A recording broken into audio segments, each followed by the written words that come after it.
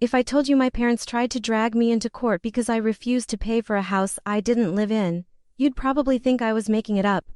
But trust me, I wish I was.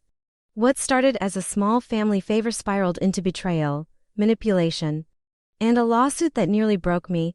I learned the hard way that sometimes the people who raised you will also try to ruin you. And before you judge, you need to hear what really happened. It started with what they called a simple favor. Just until your sister gets back on her feet, my mom had said.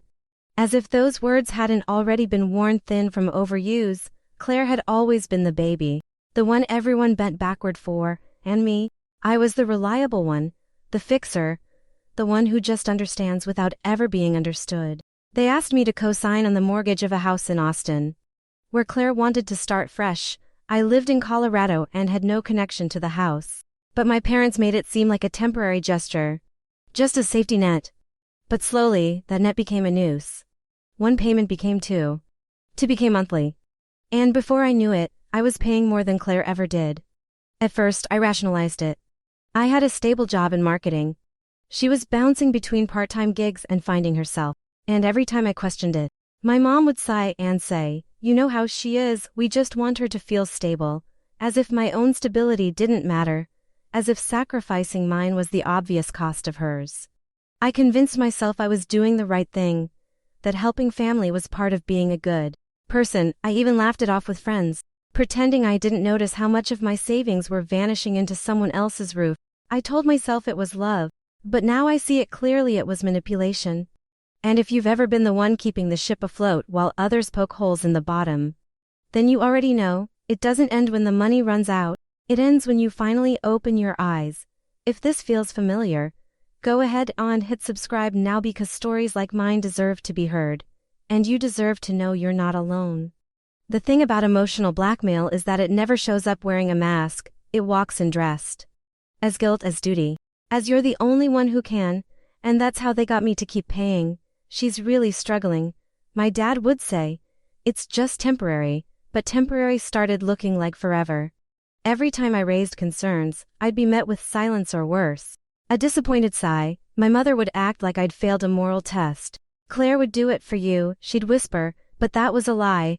Claire wouldn't have lifted a finger for me, and deep down, they knew that. They just needed me to stay in the role they'd assigned me, the responsible one, the giver. I began to notice how often they'd praise Claire's effort while overlooking mine entirely. "She missed a payment, she's trying." I covered for her again. "You're so generous." It was a loop that never ended.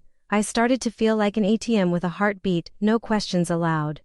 Just withdrawal after withdrawal, emotionally and financially. The worst part, I thought I deserved it, that somehow my strength meant I should carry more, that being the reliable one meant sacrificing peace for everyone else's comfort. I confused love with labor. I mistook enabling for compassion. I didn't know there was a difference yet, but I was about to find out, and the first sign of awakening doesn't come like thunder. It comes like a whisper, a feeling in your chest that something isn't right, that you're disappearing in service of people who wouldn't do the same for you. That moment had arrived. I just didn't know what to do with it yet. Claire didn't look like someone who was struggling. Her social media was a highlight reel of brunches, new outfits, spa visits, and weekend getaways. The house I was paying for, she hosted parties there. She redecorated it twice. Meanwhile, I was skipping vacations and eating ramen to cover her bills. At first, I told myself she deserved a break, that she'd been through a rough patch, but the rough patch never ended. It evolved. Every time she got help, she took it as a cue to stop trying. Why should she hustle when someone else was covering her comfort, especially when that someone never said no?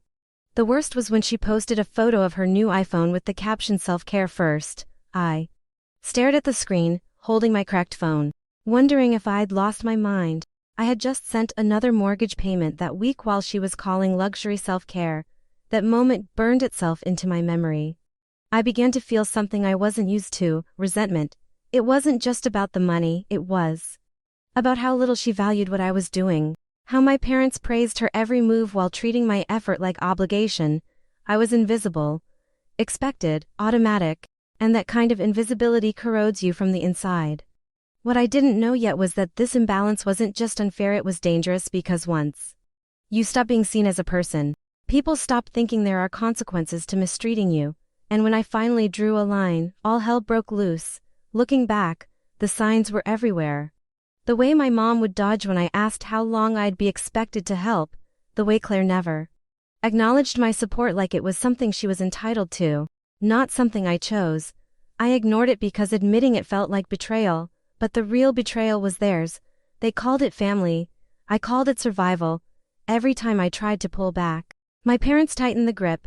They'd send long texts about unity and what would your grandfather think, as if my worth hinged on being self-sacrificing. I learned to swallow my discomfort, to keep the peace at my own expense. I told myself I was being dramatic, that maybe I was just tired, but it wasn't just exhaustion, it was depletion.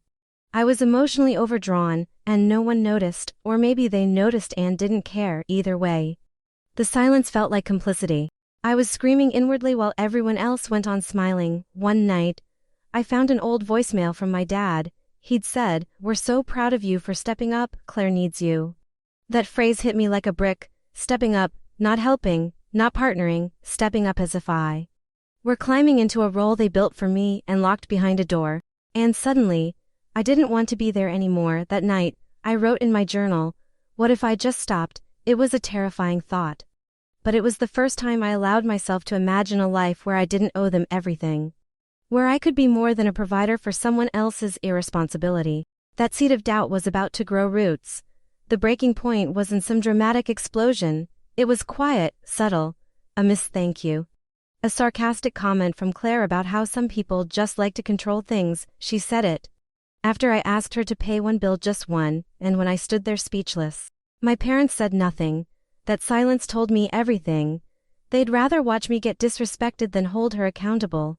That's when I realized this wasn't just about money, it was about patterns, about a family system that thrived on imbalance. Claire was the child they coddled, I was the one they counted on to clean up the mess. The next day, I didn't send the mortgage payment.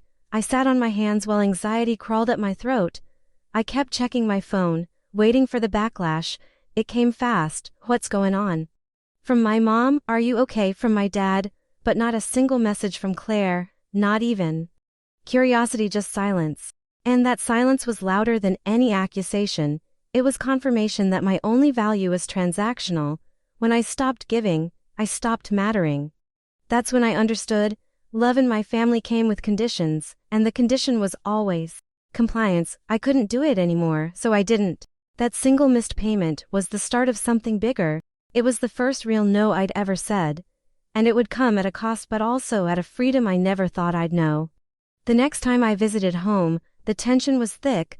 My mom tried to pretend everything was normal. But I could see it in her eyes. Disappointment, disapproval, like I'd broken some unspoken pact. My dad was quieter than usual, and Claire didn't even come by. The air was filled with words they refused to say.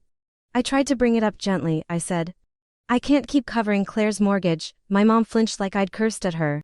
You're not abandoning her, are you?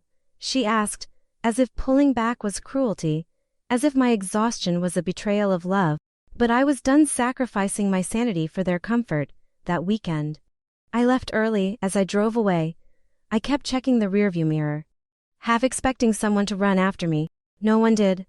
That image stuck with me driving away, them standing still. That was the metaphor for our entire dynamic. I moved. They refused to. The next week, I got a call from a number I didn't recognize. It was a process server. My own parents had filed a civil suit. They were suing me for breach of verbal contract and damaging the financial stability of the family unit. My hands shook as I held the papers. That moment shattered whatever illusions I had left. This wasn't about helping. It wasn't about family. It was about control, about entitlement, and I had finally stepped out of line. What they didn't expect was that I'd fight back and that I'd find strength in the very place they tried to break me. I didn't sleep the night after I got the papers. I paced the apartment, rereading the words civil action like they'd somehow change. Who does that to their own child? It didn't make sense, but then again, maybe it did. This was the family I'd been raised in. Loyalty was demanded, but never reciprocated. My lawyer was stunned. They're accusing you of financial abandonment, she said slowly, brows furrowed, but there's no contract here, just pressure. I could feel my face flush as shame crept in. That word abandonment hit hard, because deep down, I still wanted to believe I hadn't done something wrong. The case itself was flimsy, but the emotional damage wasn't. I had to dig through old messages, screenshots, bank statements. Each transaction was like a scar, proof of every time I put their needs above mine. Proof of how much they'd taken, and how little they valued it, and still. I hesitated. My parents called once during that week. Just once. "We don't understand why you're doing this to us," my mother said. No apology, no recognition of the weight they'd put on me, just disappointment that I was no longer useful. It was like they were mourning a role, not a relationship. That call made something click. I wasn't their daughter in this narrative. I was a service provider who had cut them off. And they weren't grieving me, they were grieving control. That shift in perspective was painful, but it also gave me clarity. They hadn't lost a daughter, they'd lost a servant. Claire didn't hold back. She texted me in all caps, accusing me of being selfish, ungrateful, vindictive. She said I'd destroyed everything and left her with a ruined credit score and a broken heart. A heart broken over what, exactly? That her free ride was over. The entitlement dripped from every message. "You owe me," she wrote. "You have the good job. You don't understand what it's like to struggle." I wanted to laugh or cry. I wasn't the one hosting wine nights in a house I didn't pay for. I wasn't the one calling privilege trauma. It became clear that Claire had inherited more than favoritism. She'd absorbed the belief that my resources existed for her convenience. My boundaries weren't just inconvenient, they were offensive. Her identity depended on being rescued, and my refusal shattered the illusion she lived in, but her outrage gave me something else, resolve. Every insult, every attempt to shame me, was a reminder of why I stepped away. It was ugly. Yes, but also affirming. I wasn't crazy, I wasn't cruel, I was finally choosing myself. And if that made me the villain in their story, so be it. In a twisted way, Claire gave me closure, because when someone shows you exactly who they are, no matter how much it hurts, you're finally free to stop pretending. And for the first time in years, I stopped pretending that this family loved me in the way I needed. Word spread through our extended family like wildfire. Suddenly I was being flooded with passive-aggressive calls and messages. "We heard there's tension," my aunt said with a sugary voice. "But you've always been so responsible." Mallory, translation, fix it, be the bigger person again. I realized quickly that the narrative had been spun. Claire was the victim. I was the cold, ambitious sister who left family behind for money. It was absurd but effective. No one asked for my side. They just assumed the old roles still applied. Claire fragile, me unfeeling, classic. I debated sending out a long message explaining my side, but what was the point? The people who mattered wouldn't need convincing, and the ones who needed convincing never really saw me anyway. That silence was its own kind of clarity.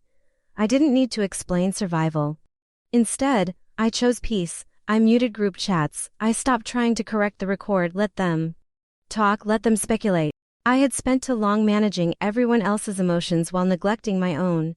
That season of people-pleasing had ended, and in its place, boundaries that didn't apologize. Still, there were moments I felt like I was grieving the family I thought I had, but it was time to stop mourning the illusion. This wasn't about estrangement, it was about honesty. And I was finally ready to live in truth, even if it meant doing it alone. The silence after the lawsuit wasn't peaceful, it was strategic. I stopped getting invited to family dinners. My birthday passed with no calls. Even my godmother, who'd always sent a card, went quiet. It was like someone had erased me from the group thread of existence, and maybe they had. When I reached out to my cousin Rachel, she sounded hesitant. "I just don't want to get in the middle," she whispered. "In the middle of what? A boundary? A lawsuit?" Her voice trembled, not with fear but with discomfort. My pain made people uncomfortable, and they'd rather avoid it than face the truth. It's wild how fast people will abandon you to preserve their comfort, even people you once defended, celebrated, wept with. I had to stop myself from reaching out to explain, to fix, to soften the narrative, but every time I considered it, I felt that knot in my stomach again, the one I had ignored for years. That knot was my body begging me to stop chasing love where there was only convenience, to stop contorting myself into someone digestible, because the version of me they loved was the one who said yes without question, and I wasn't her anymore. I was someone else entirely now. I wasn't angry, I was awake. There's a difference. Anger burns out, but awakening, that stays, that builds, it redefines you, and what I was learning day by day was how to sit with the loneliness of truth rather than the comfort of fiction. The court date arrived sooner than I expected. I stood outside the building in a navy blazer I bought just for this. My palms were sweating, but my spine was straight. Inside, my parents sat next to Claire like they were one unit. United against the daughter who dared to draw a line. Their lawyer made it sound clinical: loss of stability, breach of verbal agreement, harm to familial cohesion. I almost laughed, not because it was funny but because it was surreal. My life, my emotions, reduced to bullet points and legal jargon. A story being told without my voice, but I got to speak. I told the judge about the years of silent sacrifice, the mortgage payments, the ignored pleas for balance. I didn't cry, not until the end. And even then, it wasn't weakness, it was release.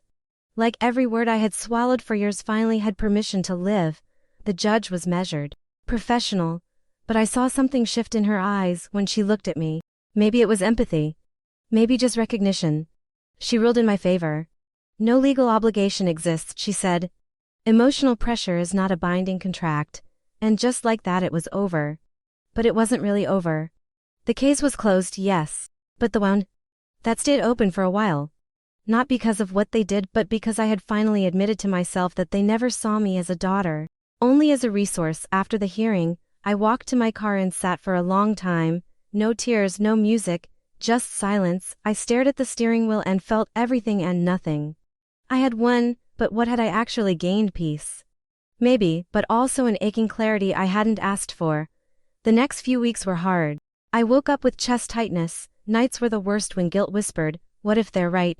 Trauma doesn't end when the gavel falls. It lingers, it second guesses, it begs you to go back, to fix what isn't yours to fix. But I held the line. Therapy helped, so did journaling, so did long walks with my phone off. I started reclaiming little parts of myself: meals I liked, music I had forgotten, laughter that didn't feel forced. It was like learning how to breathe again in a world that no longer required me to hold my breath. One night I lit a candle and whispered, I forgive you, not to them but to myself, for staying too long, for saying yes too many times, for confusing duty with love. That moment didn't fix everything, but it marked something, a turning point, a shift from pain to purpose. And that's where things truly began to change, not in court, but in the quiet afterward, when I realized healing wasn't just leaving what hurt, but building something better in its place. A life that was mine, not theirs. If this story hit you somewhere deep, if you've ever felt unseen or used by the very people who should have held you, please take a moment to like this video and subscribe. These stories matter, and your support helps us keep sharing them. If you'd like to help even more, just click the super thanks button below the video. It's a simple way to say, this story mattered to me, and now, let me show you what happened next. It didn't take long for my family's version of the story to hit social media. A cousin posted some cryptic message about snakes in the family and tagged Claire. Old neighbors chimed in. The comment sections became courtrooms where I was always the defendant and never allowed to speak. People love a villain. And they especially love when the villain used to be the hero. You always look so close. Someone wrote, I guess money changes people. I wanted to scream. Not because I cared what strangers thought, but because the people who should have known me best now led the mob. A former teacher sent me a long email saying she was disappointed to hear what I'd done. She had no details, just vibes. I didn't respond. I couldn't. How do you fight a narrative that's already decided your guilt? How do you prove your pain when no one's interested in your side? I thought I'd built a quiet life, but their noise found me, my inbox filled with passive aggression. Even LinkedIn wasn't safe. Someone commented karma under a professional post I'd shared. The shame was suffocating.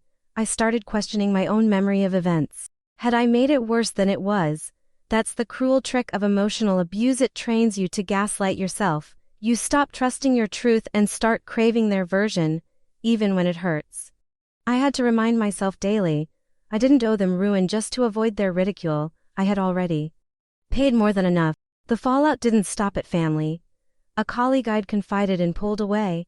I just want to stay out of drama, she said, but it wasn't drama, it was my life unraveling. Still, her distance reminded me that people fear what they don't understand, and loyalty is often Conditional, I lost a friend I had known for 10 years. She had always been close to Claire. And I guess blood won out. One day we were making weekend plans, and the next, she ghosted me. No explanation, just silence. I saw her tagged in photos with my sister 2 days later. Laughing like nothing had happened, even in my building. Neighbors began looking at me differently. It was subtle the way conversations ended when I entered the elevator. The lack of eye contact. Gossip travels fast, and reputation, even false ones, are heavy to carry. I felt stained by a story I didn't write. My world got smaller.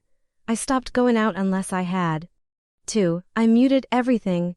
I felt like I was living under a microscope, but also completely invisible. That paradox cut deep, being scrutinized yet dismissed.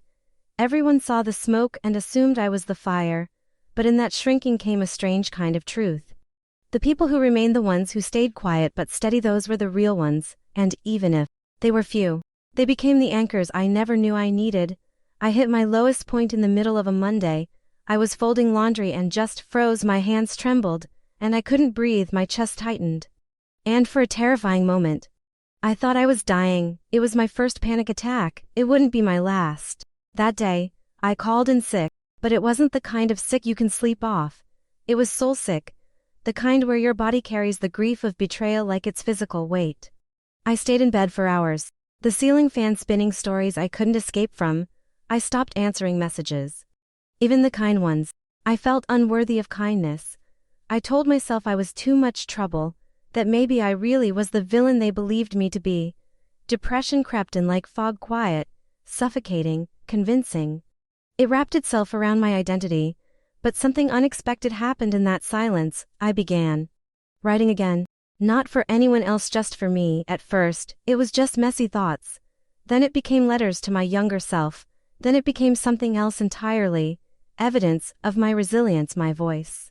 My side of the story, and slowly, that voice got louder, not enough to silence the world, but enough to hear myself again. Enough to say, I am still here, I am still me, and that has to count for something. Every time I thought I could move forward, a memory would surface uninvited, sharp and bitter. Like the time I used my savings to pay for Claire's college books. And she didn't even say thank you, or when my mom smiled and said, "That's what big sisters are for," as if love meant servitude. These moments weren't just in the past, they haunted the present. They whispered during quiet mornings, echoed through phoneless nights. I would pour a cup of coffee and suddenly feel my younger self begging for recognition. That child still lived in me, and she was tired of being overlooked. There were good memories too, which made things harder. Sunday mornings baking cookies with my mom, laughing with Claire before we knew how different the rules were for us. Those moments made me question everything. Could a family be both warm and cruel? Could love coexist with neglect? The answer was yes, and that's what made it so confusing. Abuse isn't always loud. Sometimes it's wrapped in traditions, in holiday rituals, in smiles that don't reach the eyes. Realizing that is like losing someone twice, once in reality, and again in the story you told yourself about them. So I stopped chasing the version of the past that kept me stuck. I started rewriting it, not to erase the good, but to place it in context. I loved them, I still do, but love without truth is a leash, and I wasn't wearing one anymore. Eventually, the noise died down, not because they moved on, but because I stopped feeding the fire. No more responses, no more clarifications. I became invisible by choice, not by shame. The silence wasn't lonely, it was sacred. It became the space I used to rebuild. But quiet doesn't mean easy. I still woke up with anxiety. Still checked my phone expecting another hit. That's the thing about trauma, it trains you to expect pain even in peace. I had to teach my body that safety wasn't a fluke, that stillness didn't mean the storm was gathering again. I spent hours walking through the park near my apartment, no headphones, no calls. Just birds and wind and the rhythm of my own breath. It was in those slow moments that something inside began to mend. Not all at once, but in subtle, stubborn ways. I started smiling at strangers again, saying yes to small joys, sunlight on the window, a good book, a new candle. My world expanded inch by inch. And with each step, I reclaimed a part of myself I thought I'd lost, the part that didn't owe anyone anything. And that's when I knew, healing isn't a finish line, it's a practice, one decision at a time, to keep going, to stay soft, to choose yourself, even when no one else does. Out of everything that happened, the lawsuit, the betrayal, the loss, what stayed with me most wasn't the pain, it was the clarity. The crystal clear knowing of what I would no longer tolerate. That felt like a superpower, like armor made of truth. I realized I didn't miss the chaos, I missed the illusion. The fantasy that maybe this year they'd remember my birthday, that this time Claire would say thank you, that my parents would look at me and see a person, not a provider. Letting go of that dream was grief and liberation in one breath. I kept a box of old family photos in the back of my closet. At first, I couldn't even look at them, but one day I did, not with anger but with gentleness, because I needed to remember I had loved with my whole heart, and that love wasn't a weakness, it was a mirror of who I am. I am not the villain they painted. I am not the ungrateful daughter. I am not the cold sister. I am a woman who broke a cycle, who said no more when the cost of silence became too steep, and I carry that truth not as a weapon but as a compass, because in the end, the most radical thing I ever did was believe that I deserved peace. For the first time in a long time, I woke up and didn't feel like I owed anyone an explanation. That morning was quiet, just me, a hot mug of tea, and the sunlight slipping through the blinds, and in that silence, I made a decision. I would stop apologizing for protecting my peace. I used to think boundaries were walls, that saying no meant pushing people away.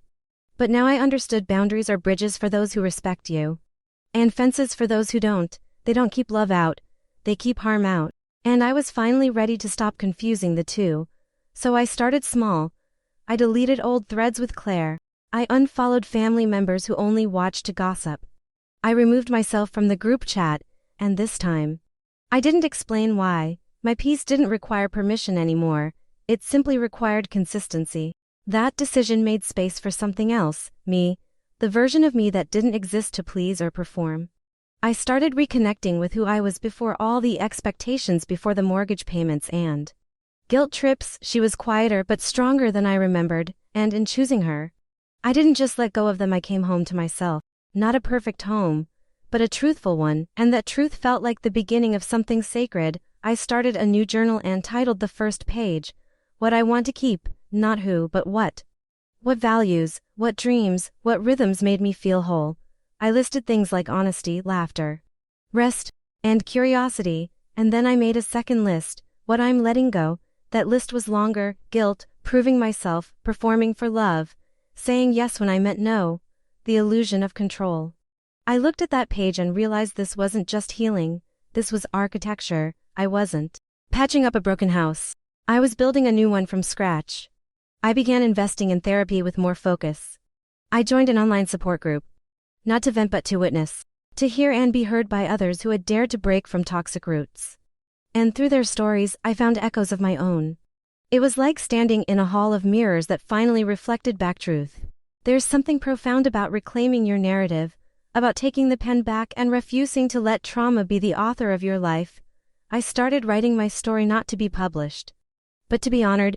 Every chapter mattered, even the ugly ones, because the moment I stopped hiding from my past, I started stepping into my future. One afternoon, I got a text from my friend Melanie. Come over, no questions, just wine and tacos. It wasn't grand, but it was exactly what I needed. She opened the door with a hug that didn't ask anything of me, no fixing, no analyzing, just presence. We sat on her floor for hours. She listened as I told the whole story without edits, without softening, and she didn't interrupt, didn't offer cliches, just nodded and said, that was never okay. I'm glad you finally chose you. I cried, not from pain but from feeling seen. That night shifted something in me. I realized that family isn't who shares your blood, it's who shares your burden, who shows up without needing a role to play or a history to protect, who loves you not for how small you make yourself, but for how whole you've become. Slowly, I allowed more people like that into my life, people who honored the hard parts of me, who didn't need me to pretend, and in doing that, I learned a powerful truth. Belonging doesn't require shrinking, it requires showing up fully, even when it's messy. And maybe, just maybe, that kind of family is the one I was meant to build all along. I started bringing joy back into my life, but this time, I chose it intentionally. I stopped waiting for birthdays or approval to buy myself flowers. I danced while cooking, I wore colors that made me feel alive. No audience, no performance, just permission to feel good again. Joy had always felt like a reward before, something I had to earn after pleasing everyone else. But now, it became a practice, a discipline, a protest against the years I spent starving for happiness while eating everyone else's comfort. I was done waiting to be allowed to smile. One morning, I took myself on a solo trip up the coast. Just me, a small cabin, and a journal. I hiked without tracking time. I slept without alarms. I cried under stars I hadn't seen in years, and in that sacred solitude, I met myself again, the version no one got to define. Coming home from that trip, I didn't feel fixed, but I felt filled. I carried that sense of ease into my daily life. I smiled without guilt. I laughed louder. And every time I felt a twinge of shame, I asked myself, whose rule is that, and if it wasn't mine? I let it go, because real joy, the kind that sticks, isn't flashy. It's quiet, it's grounded, and once I found it, I refused to give it back. I wrote a letter to my parents, not to send but to set myself free. I poured out everything I had held in for years, the hurt, the resentment, the love that felt so one-sided it became a wound. I told the truth, not to blame, but to release. I wrote about the times I felt invisible, the way they asked for sacrifices but never said thank you, the way they treated Claire's comfort like a priority and my peace like a burden. I didn't sugarcoat it, but I didn't write in anger either. I wrote in clarity. When I finished, I read it aloud to myself. It was like breathing after holding it for years. I folded the letter and tucked it into a box with other pieces of my healing: a photo of me smiling at the beach, a note from Melanie, a small stone I'd picked up during my hike. That letter wasn't meant to change them. It was meant to change me. It reminded me that I had the right to feel what I felt, that my story was valid, even if they never acknowledged it, that I didn't need an apology to move forward, because closure doesn't always come from the people who hurt you. Sometimes it comes from finally believing yourself. The biggest shift didn't come from a grand gesture, it came from a quiet moment one night, sitting on my couch, realizing I wasn't scared anymore, not of them, not of being misunderstood, not of being alone. I had become the safety I had begged others to give me. I used to chase protection in all the wrong places: approval, performance, people-pleasing, but now I understood that real safety is rooted in self-trust, in knowing that no matter who walks away, you won't abandon yourself. That knowledge was my anchor. I set up small rituals to remind me of this truth: lighting a candle before journaling, leaving kind notes for myself, celebrating my wins out loud. I built a life where my needs weren't inconvenient, where my voice wasn't too loud, where my presence wasn't a problem to solve. And through it all, I discovered something I never expected. I liked myself. Not just loved, but genuinely liked the woman I'd become, the one who had walked through fire, refused to become bitter, and still chose softness anyway. She deserved the peace that was coming, and this time, I knew I was the one who would give it to her. I hadn't heard from my parents in months when the call came. I let it ring for times before answering. My mom's voice was tight, formal, like a stranger reading a script. She asked how I was doing, but skipped the part where they sued me. Typical. She wanted to talk like adults, as if that hadn't always meant me staying silent while they rewrote history. But I stayed calm. I didn't fill the silence with apologies or justifications. I let her sit in it, the same way I had to for years. She said they may have overreacted and hoped we could move past all that.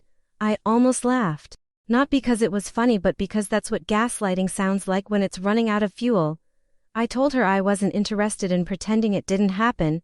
It wasn't revenge I wanted. It was honesty, but I wasn't naive enough to expect it from them.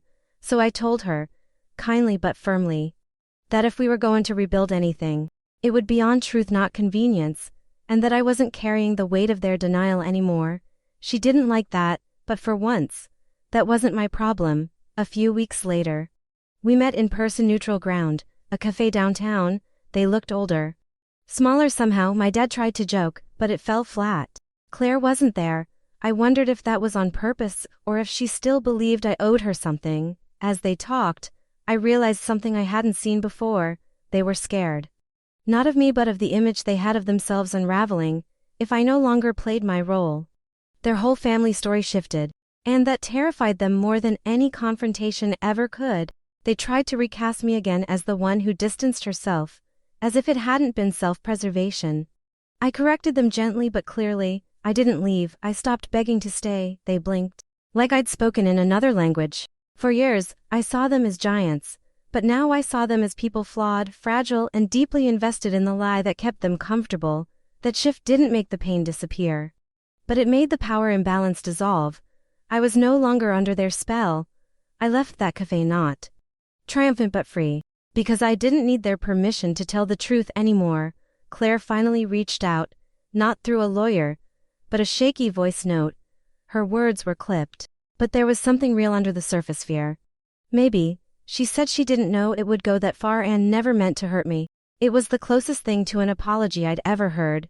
I listened to it 3 times, not because I was moved but because I wanted to understand. Claire had always been the golden child.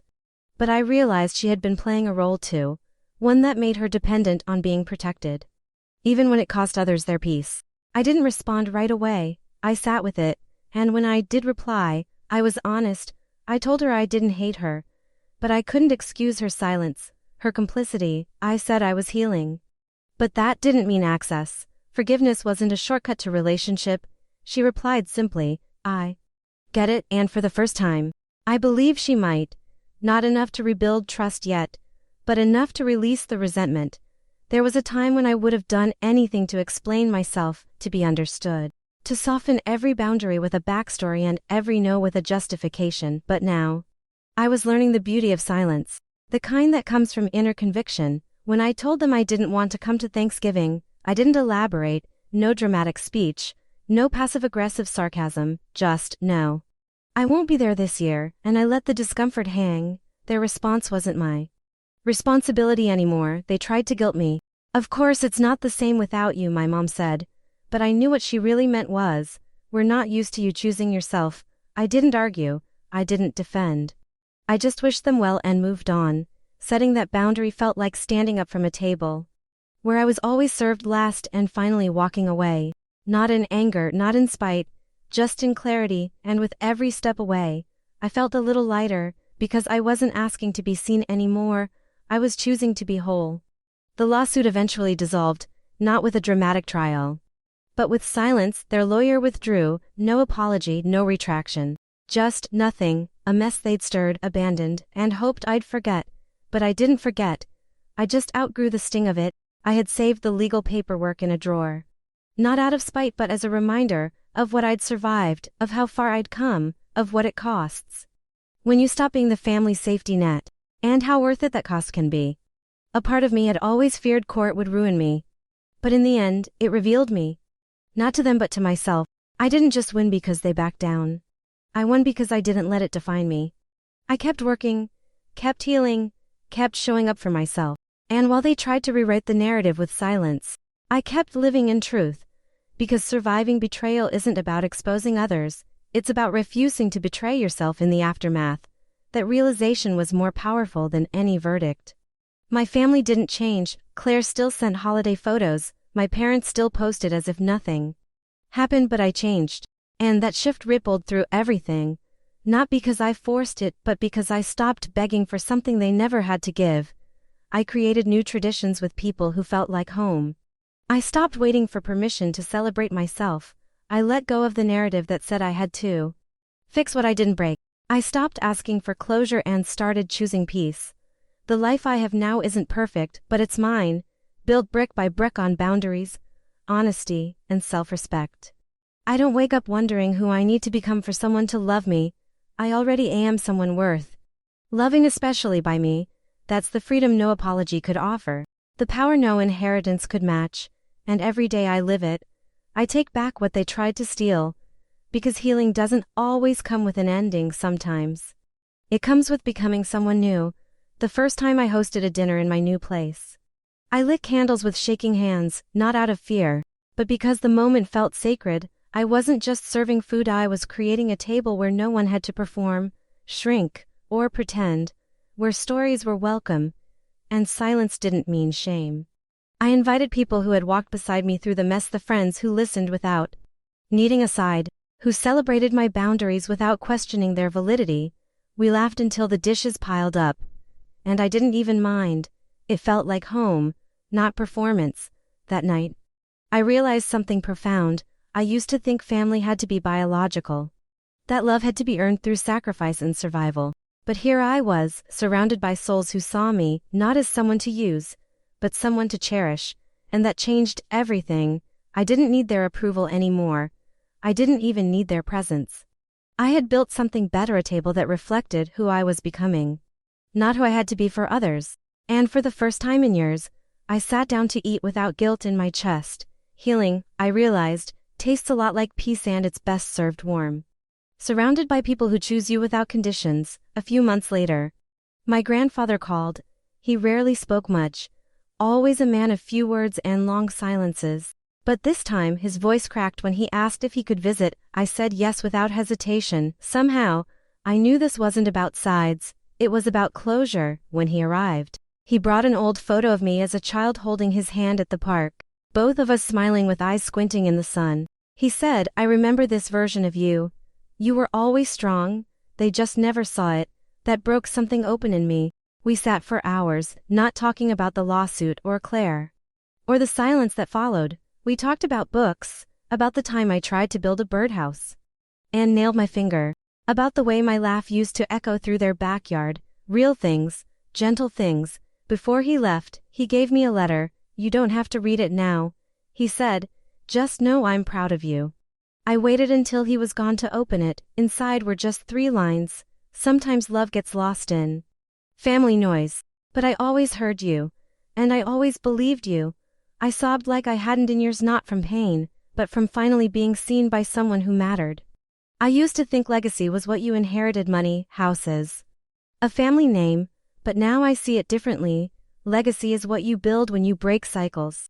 It's the laughter in a home that once held only tension, the freedom in a life that once felt scripted by others. I began mentoring younger women at work, ones who reminded me of myself at 20, full of potential and unsure of their voice. I told them the things I wish someone had told me. That they are allowed to take up space. That saying no isn't betrayal. That survival isn't the goal, thriving is. One of them cried during a meeting after I defended her in front of a room full of executives. She said, "No one's ever done that for me before." I looked her in the eye and said, "Then let this be the start," and I meant it. Because healing doesn't just stop with you, it expands. I wasn't just rebuilding my own life, I was laying down bricks for others to walk on too.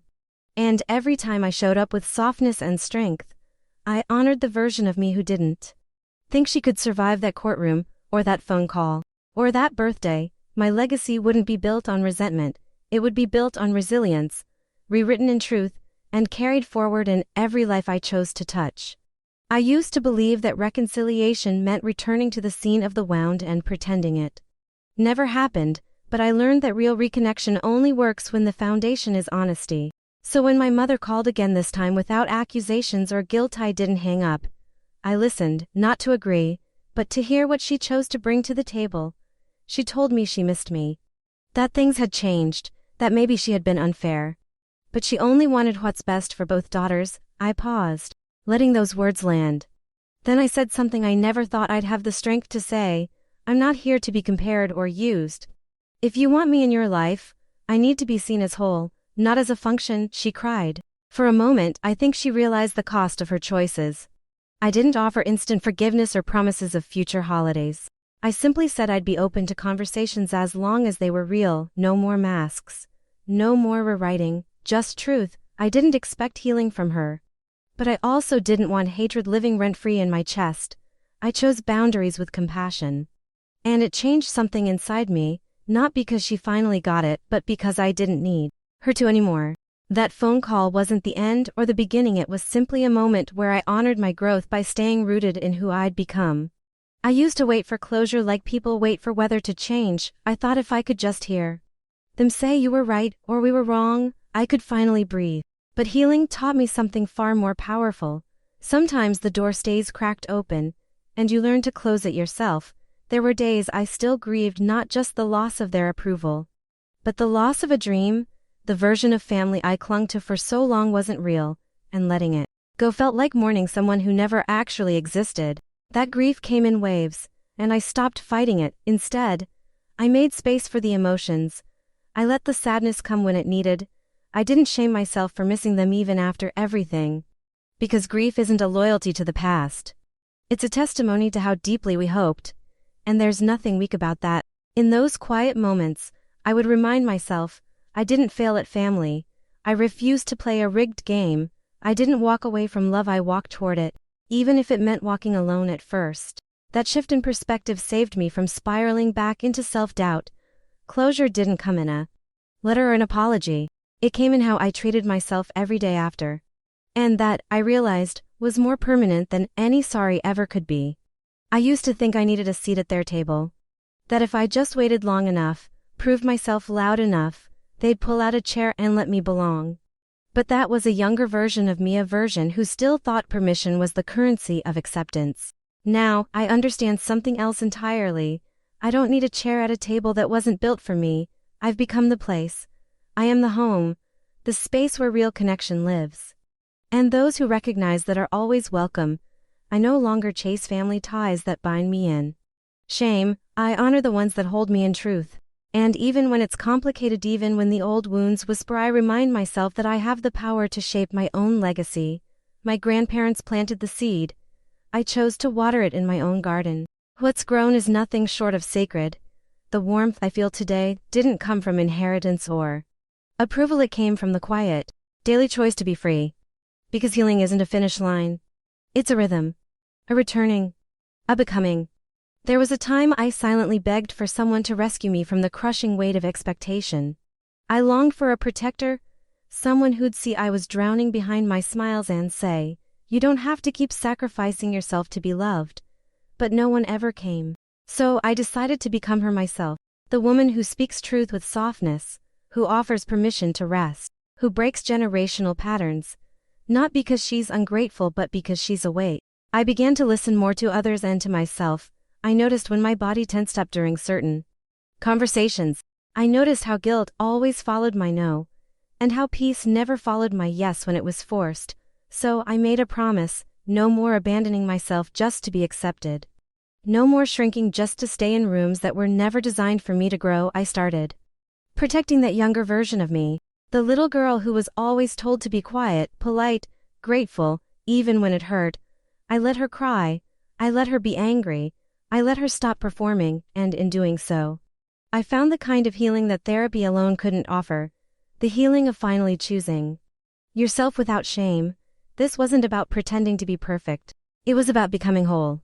I carried my trauma like a badge for so long, thinking it was the only reason people respected me. But now, I realize my power isn't in how much I endured, it's in how deeply I can feel and still choose to love. That's a different kind of strength. And what I've built from that decision to be the woman I once needed isn't a brand or a persona. It's a quiet revolution, a ripple that touches every person who ever felt like they were too much and not enough at the same time. What I didn't expect was how my vulnerability would become someone else's lifeline. I thought my story was just mine, a tangled mess of family fractures and hard-won lessons. But the moment I began sharing pieces of it, others showed up, not to fix me, not to judge, just to say, me too, and that changed everything. Suddenly, I wasn't just surviving for me, I was becoming proof that healing is possible. I opened space in my life for honest conversations at work, in my community. Online, people I never expected would say, I've never told anyone this, and I would simply listen. I wasn't a therapist. I wasn't trying to be, I was just a mirror. A reminder that broken doesn't mean bad and that being hurt doesn't mean you're beyond love. We talked about shame, about the quiet ache of not belonging anywhere, about how hard it is to say, I'm not okay, when everyone assumes you are. And I didn't offer silver linings or cliches. I offered presence, and that, I've learned, is one of the most healing forces in the world. I saw how people began to carry themselves differently after being heard. Their shoulders relaxed. Their voices grew steadier. Their eyes lit up with the possibility that maybe, just maybe, they weren't too far gone. And I knew, this is what purpose feels like. Not performance, not applause, but presence. And now, I move through life not looking for meaning, but embodying it. I don't need a stage. I just need truth. And if my truth can be someone else's bridge out of isolation, then that's legacy enough for me. For most of my life, I thought worth was measured by sacrifice. That being the dependable one, the quiet one. The one who cleaned up everyone else's messes without asking for help. That's what made me valuable. But that wasn't love. That was survival, and survival doesn't ask you to thrive. It just asks you not to die. That's not enough for me anymore. I began unlearning those beliefs slowly. I stopped equating busyness with importance. I stopped apologizing for needing space. I stopped over-explaining my decisions to people who were never invested in understanding me in the first place. I let silence be a boundary. I let no be complete, and I watched as my world changed. I created a new rhythm, one where rest wasn't earned. It was honored, where joy didn't need to be justified. Where grief could live beside celebration without canceling it out. I began to see myself not through the lens of what I could do for others, but through the steady gaze of someone finally coming home. And the wildest thing happened. The more I honored my worth, the more I attracted people who did too. I stopped begging to be seen and started attracting those who already could. The kind of people who don't need you to bleed to believe you, who don't need you to explain your whole story before offering kindness. Now, every time that old voice creeps in, the one that says I have to earn my place, I gently remind it, I've already arrived. I'm not perfect, I'm not finished, but I am enough. And I'm not going back. Letting go wasn't some grand, symbolic moment. It was dozens of quiet, painful decisions that looked like nothing from the outside but changed everything inside me. It was choosing not to reply to texts that only reopen wounds. It was not attending the birthdays where I knew I'd feel invisible. It was finally admitting that no apology was coming and still learning how to breathe without one. I had clung so tightly to hope, thinking it was strength. But sometimes, letting go is stronger. I had to mourn the fantasy of family I created in my mind. The version where love was unconditional and support came without strings. I cried over that version. I journaled to her. I forgave myself for wanting her so badly. Because there's grief in losing what never really existed, but there's also clarity. And clarity gave me space to finally begin again. What followed was a strange kind of peace, not bliss. Not perfection but quiet. I wasn't constantly checking my phone, hoping for their approval. I wasn't scanning every room, trying to read between lines, anticipate moods, or earn a seat at their table. I stopped trying to be who they needed and started learning who I actually was. That stillness taught me that real love doesn't require a performance. It didn't happen overnight, but eventually, I began to wake up without the weight. I laughed without guilt. I made decisions without spiraling into fear of what they'd say. The absence of chaos used to feel like loneliness, but now, it feels like alignment. I had to lose them to find me. And while I wouldn't wish that pain on anyone, I wouldn't undo it either.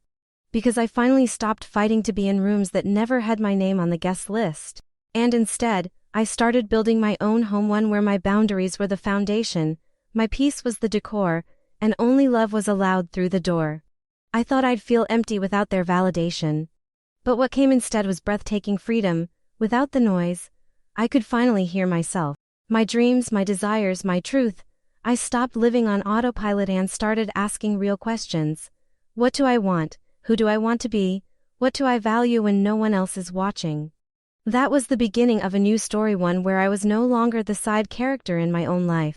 I built new routines, not based on what looked successful, but on what nourished me.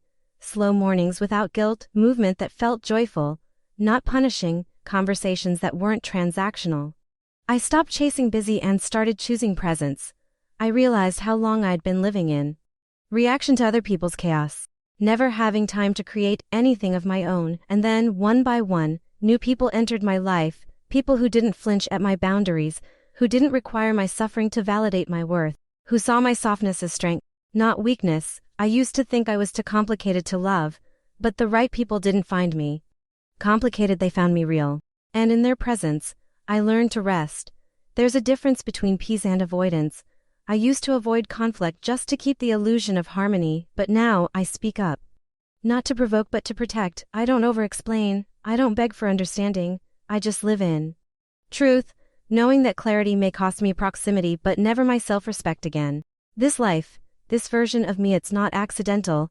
It's 1,000 intentional choices made in silence, in private, when no one was clapping.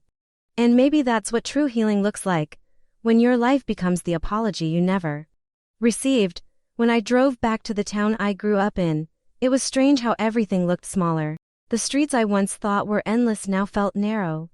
The house that once felt like a fortress of pain looked like any other building. But I wasn't there for revenge. I wasn't there for closure from them. I was there to give closure to myself, to show the girl I used to be that we made it out. I parked outside and just sat. I didn't go in. I didn't need to.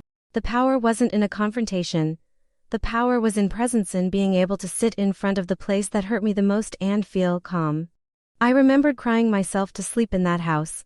I remembered feeling like an outsider in my own family, and now, I wasn't angry, I was free. I took a picture of the old porch steps, not to post or prove anything, but to remind myself how far I'd come. I whispered to the version of me who once stood there, begging to be seen, "You're not invisible anymore," and I meant it. She wasn't just a memory, I carry her with me in every choice I make to honor the life she dreamed of. Driving away, I felt lighter, like I had reclaimed something I didn't even know I'd lost. Not their love but my narrative. For so long, I told myself I was the problem, that if I had just done more, been more, tried harder, they would have loved me better. But now I know, their treatment was a reflection of their limits, not my worth. And as I watched the house disappear in my rearview mirror, I didn't feel sadness. I felt power, because healing isn't pretending it didn't happen, it's remembering it did. And still choosing to move forward with softness, with strength. And with your head held high. They never said sorry. Not a word, not a message, not a look of regret.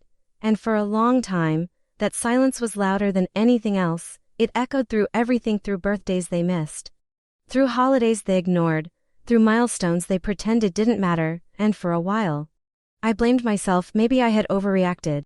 Maybe I had misunderstood. But deep down, I knew better. I had seen too much. I had endured too much to keep making excuses for people who refused to see me. I used to check my phone hoping for some kind of acknowledgement, something, anything, but nothing came, just more silence, and that silence became a mirror. It showed me how far I'd come and how much I used to tolerate. The girl I used to be would have chased after them, would have begged to be understood. But the woman I've become, she lets the phone stay quiet. She understands that closure doesn't always come from them. Sometimes you have to give it to yourself. And giving myself closure looked a lot like grief, like letting go of a version of my family that never really existed, like releasing the fantasy that they'd ever change. It hurt in ways I can't even describe, but it also freed me. I stopped trying to change people who weren't interested in growth. I stopped shrinking myself to fit inside a narrative that never truly included me. I used to believe that family meant forever, that no matter what, you had to stay loyal. That blood was thicker than pain, but loyalty without boundaries is just self-destruct in slow motion. And sometimes, the people who raised you are the ones who taught you to abandon yourself. I didn't want to keep playing a role in their story if that story erased who I was becoming, so I walked away, not in anger, not in bitterness, but with clarity. I walked away because staying would have meant losing myself all over again, and I had worked too hard to find her. I had spent years in silence, in therapy, in healing, to unlearn every lie they fed me about who I was and what I deserved. Leaving wasn't revenge. It was self-respect, and as strange as it sounds, I'm thankful. Thankful they showed me exactly who they were. Thankful they pushed me to the edge so I could finally see the sky. Thankful that their betrayal became the soil for my rebirth. Pain can destroy you or grow you, and I chose to grow. I chose to rise without their approval. What came next was the kind of peace that doesn't need to be posted. It's quiet, it's steady, it's waking up without dread in your chest, it's trusting your own voice again. It's knowing you don't owe anyone your suffering just to keep the peace. My life became mine again, not perfect, but authentic, and that's all I ever really wanted. I built new traditions. With people who saw me, with people who stayed, I celebrated holidays without guilt, I laughed without tension in the room. I stopped explaining myself, I stopped waiting for them to catch up. I created a home, not with walls, but with love, and the ones who mattered found their way to me. No pressure, no proving. Just presence. Healing didn't make me soft, it made me solid, it made me grounded in truth, it made me brave enough to say, I deserve more, not in a loud way. In a quiet, resolute way that doesn't flinch. There are still days where the old ache shows up, where I miss what never was. But I meet that pain with compassion now, not shame. If you've been the one holding everything together, the one they leaned on until you broke, the one they forgot the moment you said no. Please hear me. You are not the problem, you're just the one who finally drew the line. And there's no shame in that, there's power in it. Sometimes, the bravest thing you can do is walk away from what breaks you. Even if it carries your last name, and if this story felt like a mirror, even in small ways. I want you to stay. Subscribe to this channel. There's more stories like this, not to dwell in the pain, but to name it, to heal it, to release it. We weren't meant to carry these wounds alone, and here, we don't have to. If you'd like to support this space, share this video, leave a comment, or click the thanks button right below. Every voice, every gesture matters. This isn't just a channel, it's a home for stories we weren't allowed to tell. Thank you for being part of this one. And whatever comes next in your own story, let it be honest, let it be yours.